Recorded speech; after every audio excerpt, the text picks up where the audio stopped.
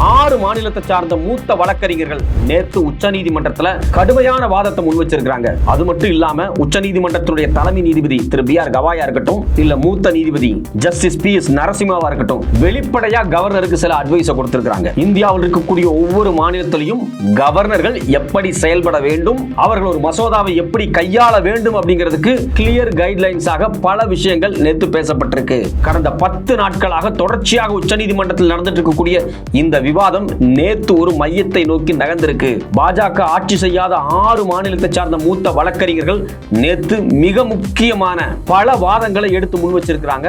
அந்த வாதங்களை உச்சநீதிமன்றம் தெளிவாக ஏற்றுக்கொள்ளும் இடத்திற்கு நகர்ந்திருக்கிறது. நேத்து உச்சநீதிமன்றத்தில் நடந்த விவாதம் என்ன, எந்தெந்த மாநிலத்தை சார்ந்த மூத்த வழக்கறிஞர்கள் வாதங்களை முன் வச்சிருக்காங்க, அந்த வாதத்துக்கு திரு ஜஸ்டிஸ் B.R. கவாய் அவர்களும் திரு ஜஸ்டிஸ் P.S. நரசிம்மா அவர்களும் என்ன மாதிரியான உரையாடல்களை நேத்து உச்சநீதிமன்றத்தில் நிகழ்த்தினார்கள். வணக்கம், இது தமிழ் குரல். நான் உங்கள் சத்யராஜ். நேத்து உச்சநீதிமன்றத்தில் திரும்பவும் ஒரு பரபரப்பான விவாதம் வந்திருக்கு. இன்னும் ரொம்ப துல்லியமாக சொல்ல போனா 6 மாநிலத்தை சார்ந்த மூத்த வழக்கறிஞர்கள் உச்சநீதிமன்றத்தில் நேரடியாக உச்சநீதிமன்ற தலைமை நீதிபதியினுடைய அமர்வு திரு B.R. கவாய் அவர்களுடைய அமர்விலேயே கடுமையான ஆர்குமெண்ட்ஸ் முன் வச்சிருக்கிறாங்க.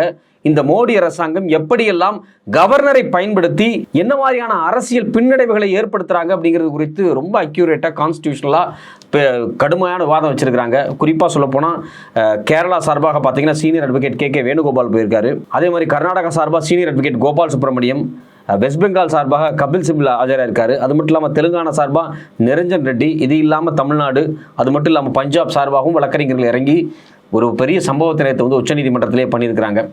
ஒட்டுமொத்தமாக பார்க்கும்போது கே வேணுகோபால்லாம் வந்து ரொம்ப எமோஷன் ஆகி நேரடியாகவே வந்து பாஜக அரசாங்கத்துக்காக வாதிட வந்த சாலிசிட்டர் ஜெனரலாக இருக்கட்டும், இல்லை மற்ற மூத்த வழக்கறிஞராக இருக்கட்டும், அவங்களுக்கு எல்லாத்தையும் பாடமே நடத்தியிருக்கிறாங்க.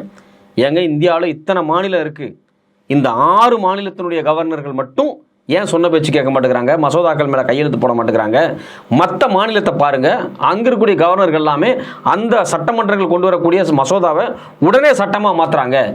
ஏன் இந்த 6 மாநிலம் மட்டும் இப்படி பண்ணுறாங்க? இந்த 6 மாநில கவர்னர்கள் வந்து உண்மையிலேயே வந்து பாஜக ஆளக்கூடிய மாநில கவர்னர்லேருந்து கற்றுக்குமா அப்படின்னு சொல்லி ஜாடமாடையாக ரொம்ப காட்டமாக வந்து ஒரு விவாதத்தை முன் வச்சிருக்கிறாங்க. இந்த பிரச்சனையினுடைய மையப்புள்ளி தமிழ்நாடு தான். கடந்த ஏப்ரல் 8ஆம் தேதி ஒரு அதிரடியான தீர்ப்பை உச்சநீதிமன்றம் கொடுக்குறாங்க. என்ன தீர்ப்பு அப்படின்னா, அது கவர்னராக இருந்தாலும் சரி, ஜனாதிபதியாக இருந்தாலும் சரி, சட்டமன்றமாக இருந்தாலும் சரி, பாராளுமன்றமாக இருந்தாலும் சரி, ஒரு மசோதா கொண்டு வரப்பட்டுச்சு, அங்கே இருக்கக்கூடிய எம்பியாக இருந்தாலும் சரி, எம்எல்ஏ மக்களால் அந்த மசோதா நிறைவேற்றப்பட்டுச்சு அப்படின்னா 3 மாதத்துக்குள்ளே அந்த மசோதாவை கையெழுத்து போட்டு முடிச்சிடணும். யூஸ்வலாக பார்த்தீங்க அப்படின்னா கவர்னர் தான் இது ஒரு பெரிய பஞ்சாயத்தாக பண்ணிக்கிட்டே இருக்காரு. தமிழ்நாட்டில் 5 வருஷமாக கவர்னர் கையெழுத்து போடாமல் வச்சுருந்தார். கான்ஸ்டியூஷனில் இருக்கக்கூடிய பாசிபிலிட்டிஸ் என்ன? அதாவது சட்டமன்றம் ஒரு மசோதாவை நிறைவேற்றி பெரும்பான்மையோடு அனுப்பிச்சது அப்படின்னா நீங்கள் என்ன பண்ணணும்? கையெழுத்து போட்டால் சட்டமாக மாறணும். இல்லை வேறு ஏதாவது ஆப்ஷன் இருக்கா அப்படின்னா அதில் ஏதாவது திருத்தம் பண்ணணும்னா திருப்பி அனுப்பணும். இல்லை கான்ஸ்டியூஷனலாக சிக்கலாக இருக்கா, நீங்கள் வந்து பிரசிடென்ட்டுக்கு அனுப்பணும். இந்த 3ஐயுமே செய்யாமல் கீழே போட்டு அப்படியே சும்மா போட்டு வச்சிருக்கிறது யார்? கவர்னர். எல்லா மசோதாவையும் எடுத்து அவர் டேபிளுக்குள்ளே போட்டு வச்சுட்டு கையெழுத்து போட மாட்டேன். இதில் வியக்கானங்கள் வேறு அவர் பேசுகிறார். என்ன பேசுகிறார் அப்படின்னா, நான் கையெழுத்து போடலை அப்படின்னாவே அது செத்து போச்சு அப்படின்னால அவர் பேசினார். அதுக்கெல்லாம் வசமாக உச்சநீதிமன்றத்தில் வச்சு தள்ளிட்டாங்க. நேற்று கூட இது குறித்து ரொம்ப துல்லியமான வார்த்தையை பயன்படுத்தி ஜஸ்டிஸ் P.S. நரசிம்மன் பேசியிருக்கிறார். அவர் என்ன சொல்றாருன்னா, governor must act as a true guide and philosopher to the state அப்படின்னு பேசுறாரு. ரொம்ப ஜென்டிலான வாசகத்தை பயன்படுத்துறாரு. ஒரு கவர்னர் அப்படிங்கிறவர் அந்த ஸ்டேட்டுக்கான ஒரு கைடாகவும் பிலாசபராகவும் செயல்படணும். ஆனால் மாநில சட்டமன்றம் கொண்டு வரக்கூடிய மசோதாவை நான் கையெழுத்தே போட மாட்டேன், ஏன்னா இந்த மாநிலத்தை பாஜக ஆளலை, பாஜக ஆளாத மாநிலத்தில் இருக்கக்கூடிய கவர்னர்கள்லாம் நாங்கள்லாம் பாஜக அல்லாத கட்சிக்கு நாங்கள் சப்போர்ட் பண்ண மாட்டோம் அப்படின்னு சொல்லி மசோதாவில் கையெழுத்து போடாமல் கிடப்பில் போட்டு வச்சுறாங்க. தமிழ்நாடு நமக்கு நல்லாவே தெரியும். கேரளாவிலும் இதே பிரச்சனை. அங்கே இருக்கக்கூடிய கவர்னரும் எந்த மசோதாவும் கையெழுத்து போகிறது கிடையாது. தெலுங்கானாவில் இந்த பிரச்சனை, கர்நாடகாவில் இந்த பிரச்சனை, பஞ்சாபில் பிரச்சனை, வெஸ்ட் பெங்காலில் பிரச்சனை. பாஜக ஆளாத மாநிலத்தில் இருக்கக்கூடிய கவர்னர்கள் எல்லாமே கையெழுத்து போடாமல் கடுமையான அட்ராசிட்டி பண்ணியிருக்காங்க. இதுதான் உச்சநீதிமன்றத்தில் ஒரு பெரிய விவாதம். இதுக்கு எல்லாத்துக்குமே வந்து மையப்புள்ளி தமிழ்நாடு போட்ட வழக்கு. அந்த வழக்கில் உச்சநீதிமன்றம் கொடுத்த தீர்ப்பு. அந்த தீர்ப்பை கண்டு ஜனாதிபதியே கொஞ்சம் பயந்துட்டாங்க. அவங்க என்ன பண்ணுறாங்க அப்படின்னா, பிரசிடென்ஷியல் ரெஃபரன்ஸ் அப்படின்னு ஒரு நோட்டு போட்டு உச்சநீதிமன்றத்திட்ட கேள்வி கேட்குறாங்க. எங்களுக்கு இருக்கக்கூடிய கவர்னராக இருக்கட்டும், ஜனாதிபதியாக இருக்கட்டும், ஆர்டிகல் 200, 201 கொடுத்துருக்கக்கூடிய சிறப்பு அதிகாரத்தில் அந்த அதிகாரத்தை லிமிட் பண்ணுற மாதிரி நீங்கள் நினச்சா எங்களுக்கு காலக்கெடு விதிக்க முடியுமா அப்படிங்கிற மாதிரியான கேள்விகளை முன் வச்சாங்க. இது குறித்து தான் வந்து உச்சநீதிமன்றத்தில் கடந்த 10 நாளாக தினம் விவாதம் நடக்குது. டெய்லி விவாதம் நடக்குது. இந்த விவாதத்துக்கு மையப்புள்ளி என்ன அப்படின்னா, உச்சநீதிமன்றம் இந்தியாவில் இருக்கக்கூடிய எல்லா மாநிலத்துக்கும் நோட்டீஸ் அனுப்புனாங்க. என்னென்ன நோட்டீஸ் அனுப்புனாங்க அப்படின்னா, கவர்னருக்கும் ஜனாதிபதிக்கும் 3 மாத காலக்கெடு விதித்தது குறித்து உங்களுடைய கருத்து என்ன, பதிவு பண்ணுங்க அப்படிங்கிறாங்க. எல்லா மாநிலம் பதிவு பண்றாங்க.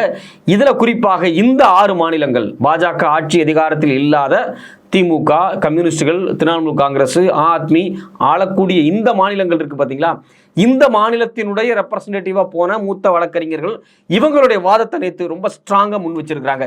இங்க பாருங்க, கவர்னருக்கு வந்து லெஜிஸ்லேச்சர்ல எந்த பவருமே கிடையாது. அவருக்கு லெஜிஸ்லேச்சர்னு என்ன அப்படின்னா, சட்டமன்றமோ நாடாளுமன்றமோ மக்கள் அவை குறித்து கவர்னருக்கெல்லாம் அதிகாரம் கிடையாது. சட்டத்தை கொண்டு வர்றது மக்களால் தேர்ந்தெடுக்கப்படக்கூடிய எம்எல்ஏக்கள், எம்பிக்கள், மினிஸ்டர்ஸ், சிஎம், இவங்க அப்ரூவல்ல, கேபினெட் அப்ரூவல்ல கையெழுத்தாகி போகுது. ஸோ முழுக்க லெஜிஸ்லேச்சர், ஒரு சட்டத்தை இயற்றக்கூடிய அதிகாரம் முழுக்க நாடாளுமன்றத்துக்கும் சட்டமன்றத்துக்கும் தான் இருக்கு. இவர் வந்து ஒரு விதமான அட்வர்சரி ஆஃப் த லெஜிஸ்லேஷன். ஆனா அட்வர்சரியா இல்லாம இவர் ஒட்டுமொத்தமாக ஒரு ஆதிக்கமா அதை எடுத்துக்கிறாரு அப்படின்னு சொல்லி வெளிப்படையா வந்து கோர்ட்ல பேசியிருக்கிறாங்க. அது ஒரு வகையில் உண்மைதான். நீங்க இந்திய அரசியலமைப்பு சட்டத்தை படிச்சு பார்த்தாலே தெரியும், அரசியலமைப்பு சட்டத்தில் ஒரு சட்டம் கொண்டு வரதுக்கான மசோதா சட்டமன்றத்தில் நிறைவேற்றப்படுறது எம்எல்ஏக்களாலையும் மினிஸ்டர்களாலையும் சிஎம்ஆலையும் மட்டும்தான். இங்க எந்த இடத்துலையுமே கவர்னர் லெஜிஸ்லேச்சரை ஃப்ரேம் பண்றதுலாம் இல்லை.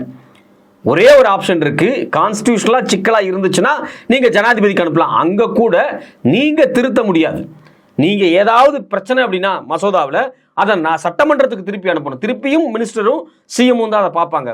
உங்களுக்கு எந்த அதிகாரமுமே ஒரு சட்டத்தை திருத்துவதிலோ சட்டம் குறித்தான விஷயங்களிலோ எதுவுமே கிடையாது. ஆனால் இவங்க என்ன பண்றாங்க அப்படின்னா, ஒரு பாக்கெட் வீட்டோ மாதிரி பயன்படுத்திக்கிட்டு சட்டத்தை கையெழுத்து போடாமல் இழுத்து அடிச்சுட்டு, நான் கையெழுத்து போடலைனாவே அது டெட் அப்படின்னு அவர் பேசிட்டு இருந்தாரு. யார் அப்படின்னா, நம்ம RN ரவி மாதிரியான கவர்னர்கள்லாம். அதுக்கெல்லாம் தான் உச்சநீதிமன்றம் வந்து மொத்தமாக ஒரு ஆப்பு வச்சு மொத்தமாக முடிச்சு விட்டாங்க. கதெல்லாம் பேசாதீங்க, 3 மாசத்துல கையெழுத்து போட்டாகணும், இதுதான் ஃபேக்ட் அப்படிங்கிறாங்க.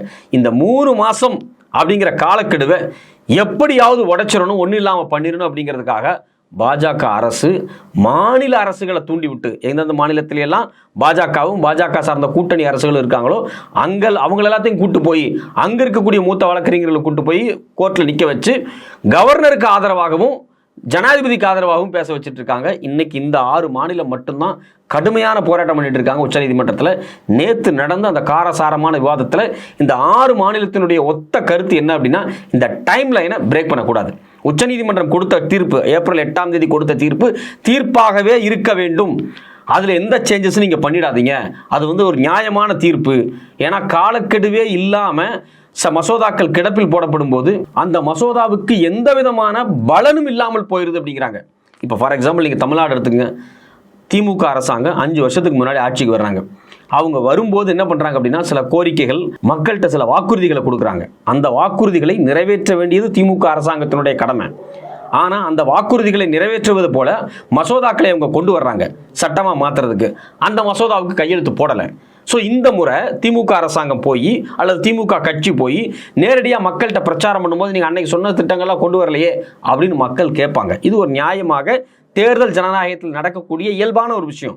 அது திமுகவாக இருந்தாலும் சரி, காங்கிரஸாக இருந்தாலும் சரி, பாஜகவாக இருந்தாலும் சரி, கம்யூனிஸ்டாக இருந்தாலும் சரி, ஆத்மியாக இருந்தாலும் சரி, எந்த கட்சியாக இருந்தாலும் மக்களிடம் சில வாக்குறுதிகளை கொடுத்து அதன் அடிப்படையில் தான் ஆட்சிக்கு வர்றாங்க. ஆனால் அந்த வாக்குறுதிகளை நிறைவேற்ற விடாமல் அரசியல் உள்நோக்கத்தோடு ஒரு கட்சியை பலவீனப்படுத்துவதற்காக அரசியல் சட்டத்தை இவ்வளவு மோசமாக பயன்படுத்துறாங்க கவர்னர்கள் அப்படிங்கிறதான் நேற்றையினுடைய வாதத்தினுடைய மையமே. இன்னும் ரொம்ப துல்லியமாக சொல்ல போனா, நேற்று கர்நாடகாவினுடைய சீனியர் அட்வொகேட் திரு சுப்பிரமணியம் அவர்கள் பேசும்போது என்ன சொல்றாரு அப்படின்னா, இப்படி மசோதாக்களுக்கு கையெழுத்து போடாமல் இழுத்தடிச்சு அதை ஒன்றும் இல்லாமல் பண்ணுனா தேர்தலுக்கு என்ன மதிப்பு இருக்கு, தேர்தல் அரசியலுக்கு என்ன மதிப்பு இருக்கு, பாராளுமன்ற ஜனநாயகத்துக்கு என்ன மதிப்பு இருக்கு, ரெப்ரசன்டேட்டிவ் பாலிடிக்ஸ்க்கு என்ன மதிப்பு இருக்கு அப்படிங்கிற கேள்வி அவர் முன் வச்சிருக்காரு. ரொம்ப முக்கியமான ஒரு கேள்வி. மக்களால் தேர்ந்தெடுக்கப்பட்ட பிரதிநிதிகள் கொண்டு வரக்கூடிய சட்டத்தை மக்களால் தேர்வு செய்யாத ஒருத்தர்னால தடுக்க முடியும் அப்படின்னா அப்ப தேர்தலுக்கு என்ன மதிப்பு?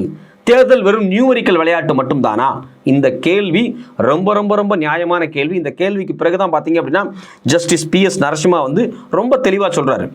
கவர்னர்கள் அப்படிங்கிறவங்க முழுக்க ஆளும் அரசாங்கத்திற்கு அட்வைசராகவும் பிலாசபராகவும் கைடாகவும் செயல்படணும்.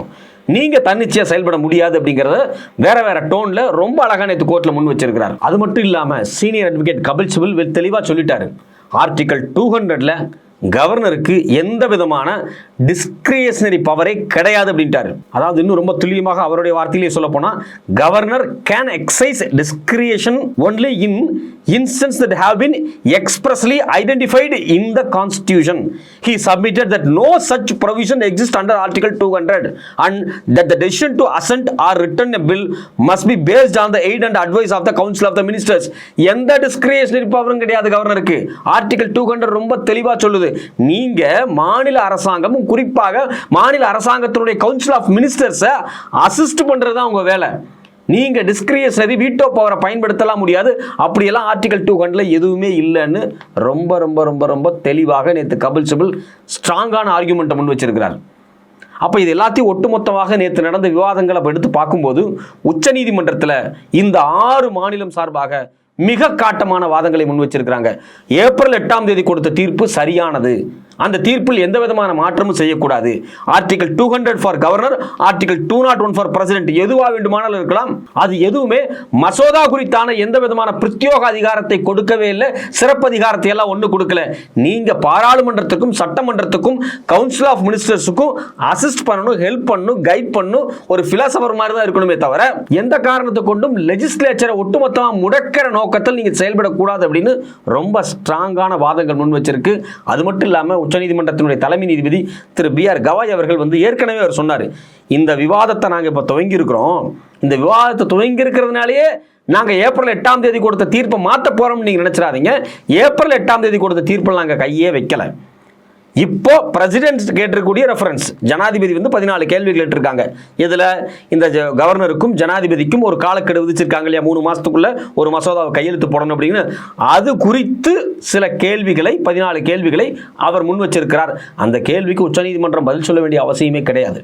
பட் இருந்தாலும் உச்சநீதிமன்றம் அதற்கு பதில் சொல்லுகிறார்கள், அதை விவாத பொருளாக எடுத்துக்கிறார்கள்.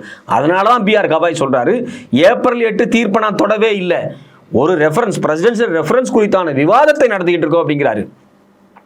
ஸோ அப்போ இதை ஒட்டுமொத்தமாக எடுத்து வச்சு பார்க்கும்போது இன்னைக்கு இருக்கக்கூடிய உச்சநீதிமன்றத்தினுடைய தலைமை நீதிபதி திரு பிஆர் கவாயா இருக்கட்டும், இல்லை அவர் டீமில் இருக்கக்கூடிய மற்ற மூத்த நீதிபதிகளாக இருக்கட்டும், இல்லை ஜஸ்டிஸ் நரசிம்மாவாக இருக்கட்டும், ரொம்ப ரொம்ப ரொம்ப ரொம்ப ஸ்ட்ராங்காக, ரொம்ப தெளிவாக எல்லாத்துடைய ஒப்பீனியனையும் ரொம்ப ஸ்ட்ராங்காக கேட்டுக்கிட்டு இருக்காங்க. இது முழுக்க முழுக்க அரசாங்கத்துக்கு மட்டுமே சாதகமான நிலை என்றால் இந்த 6 மாநிலத்தை கூப்பிட்டு இங்க இருக்கக்கூடிய சீனியர் அட்வொகேட்ஸ் அவங்க கேட்டிருக்க வேண்டிய தேவை வந்திருக்காது. அப்போ ஒட்டுமொத்தமா பார்க்கும்போது இந்த வழக்கு ஒரு சரியான பாதையில் நடந்து கொண்டிருக்கிறது. இந்த வழக்கினுடைய இறுதி தீர்ப்பு இன்னும் சில நாட்களில் வரப்போகுது. ஏன்னா ஏற்கனவே ஒரு வாரத்துக்கு மேலே விவாதிச்சுட்டாங்க, ஒவ்வொரு நாளாக விவாதிச்சுக்கிட்டு இருக்காங்க. இது ஒரு கண்டினியூஸான விவாதம். இந்த விவாதத்தினுடைய இறுதியில கவர்னர் பிளஸ் ஜனாதிபதி மசோதா குறித்து அவர்களுக்கு இருக்கக்கூடிய அதிகாரம் வரையறுக்கப்படும்.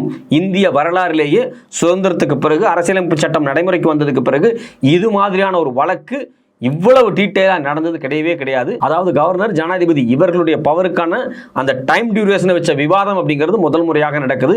இது ஒரு மிகப்பெரிய சக்சஸ்ஃபுல்லான விவாதமாக நடக்க வேண்டும் அப்படின்னு தான் அனைத்து மாநிலங்களும் எதிர்பார்க்குறாங்க. அப்பதான் ஒரு மாநில அரசாங்கத்துக்கு இருக்கக்கூடிய அதிகாரம் பாதுகாக்கப்படும். இந்தியா அப்படிங்கிறது யூனியன் ஆஃப் ஸ்டேட்ஸ், இது ஒரு ஃபெடரல் கவர்மெண்ட். இந்த ஃபெடரல் கவர்மெண்ட்டினுடைய அடிப்படை என்ன அப்படின்னா, மாநில அரசாங்கங்கள் அவங்களுக்கு தேவையான சட்டங்களை, அதாவது ஸ்டேட் லிஸ்ட்ல இருக்கக்கூடிய சட்டங்களை பிரத்யோகமாக அவங்க அந்த சட்டங்களை உருவாக்கி கொள்ள முடியும். அதுக்கு கவர்னர் கையெழுத்து போட்டு ஆகணும். ஸோ அந்த சட்டங்களை இடையூறு செய்யக்கூடாது. ஒவ்வொரு மாநிலத்துக்கும் ஒரு பேட்டர்ன் இருக்கும், அந்த பேட்டர்னை அவங்க ஃபாலோ பண்ணுவாங்க. இதுதான் ஃபெடரல் ஸ்ட்ரக்சர் இருக்கக்கூடிய பேசிக்கே. அதாவது union list, state list, concurrent list இருக்கும்போது அதில் பிரத்யோகமாக யூனியன் லிஸ்ட் இருக்கக்கூடிய விஷயங்களை சென்ட்ரல் கவர்மெண்ட் பார்த்துக்குவாங்க. ஸ்டேட் லிஸ்ட் இருக்கிறது முழுக்க முழுக்க ஸ்டேட் கவர்மெண்ட் பார்த்துக்கும். இந்த ஸ்டேட்டுக்கும் யூனியனுக்கும் இடையில இருக்கக்கூடிய கன்கரண்ட் லிஸ்ட் இருக்கக்கூடிய விஷயங்களை ரெண்டுமே கன்சல்ட் பண்ணி சில முடிவுகள் எடுப்பாங்க. ஸோ இது மாதிரி பாலிசி ஓரியன்ட்லேயே இவ்வளவு தூரம் ஃபெடரலிசத்துக்கு ஒரு கான்ஸ்டிடியூஷனை எழுதும் ஒரு இம்பார்ட்டன்ஸ் இருக்கும்போது மசோதாக்கள் குறித்தும் கண்டிப்பாக தீர்க்கமாக உறுதியாக ஆர்டிகல் 200 201 சொல்லுது. கவர்னர் அப்படிங்கிறவர் மத்திய அரசாங்கத்தால் நியமிக்கப்படக்கூடிய ஒரு அதிகாரி தான். அவர் மக்களால் தேர்ந்தெடுக்கப்பட்ட பிரதிநிதி கிடையாது. திரும்ப திரும்ப நேத்தும் இதே விவாதத்தை முன்வைக்கிறாங்க. தேர்தல் என்பதற்கு என்ன மதிப்பு இருக்கு?